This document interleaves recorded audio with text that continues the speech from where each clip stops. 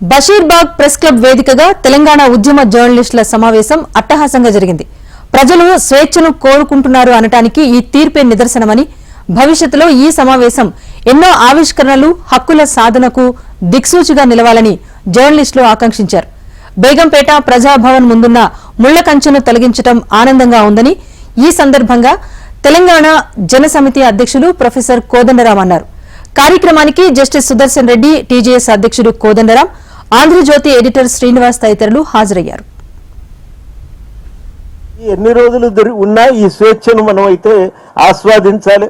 ఆస్వాదించడమే కాదు, నిర్బంధాన్ని ఎంత గట్టిగా ఎన్ని రూపాల్లో ప్రతిఘటించడం అనేది కూడా రావాలి.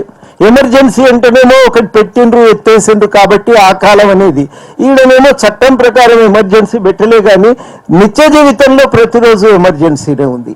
ఆ రోజు ఎమర్జెన్సీ అనేది మన బాహ్య కదలికలను మాత్రమే నియంత్రించింది. కానీ ఈనాటి అన్డిక్లేర్డ్ ఎమర్జెన్సీ అనేది మాత్రము మన నిత్య జీవితంలో మన కదలికలనే కాదు, మన ఆలోచనలను కూడా దిగ్బంధనం చేసింది. చాలా విచిత్రం ఏంటంటే, ఫోన్లు ఫస్ట్ రెండో రోజు కేసీఆర్ ఓడిపోయినాక నాకు ఒక ఆయన ఫోన్ చేసి, ఇక వాట్సాప్ కాల్ నిషేధించడం సార్ అని చెప్తున్నాడు. వాట్సాప్ కాల్ నిషేధించడం, ఇక ఫ్రీగా ఫోన్లో మాట్లాడుకోవచ్చు అని. అంటే ఇప్పుడు ఈ ప్రగతి భవన్ ముందు ఇప్పుడు ప్రజాభవన్ అయిందనుకోండి, ముళ్ళ కంచెలు తీస్తుంటే అడపోయి జనం ఫోటోలు దిగుతున్నారు అంటే, నిజంగా ముళ్ళ కంచెలు మనల్ని రోజేమన్నా చేసినాయా అంటే ఏం చేయలే. కానీ దాని ముందు నుంచి పోతుంటే ముళ్ళ కంచెలు చూస్తుంటేనే అదొక బాధ ఉండేది, భయము ఉండేది. అంటే మనము నిరంతరం ఏదో ఖైదీలమై బతుకుతున్నామా అనిపించే రీతిలో ఉండేది.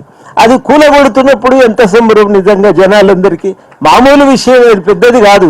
అరే ఇది కూలిపోయింది అన్న రోజు ఎంత సంబరము. అట్లా ఒకటి మనం సంబంధించినంత మేరకు బెర్లిన్ కూల్చివేతకు ఎంత ప్రత్యేకత ఉందో, ఆ ముళ్ళ కంచె పీకేసినప్పుడు దానికి అంతే చారిత్రక ప్రాధాన్యత ఉందని కూడా మనం అర్థం చేసుకోవాలి.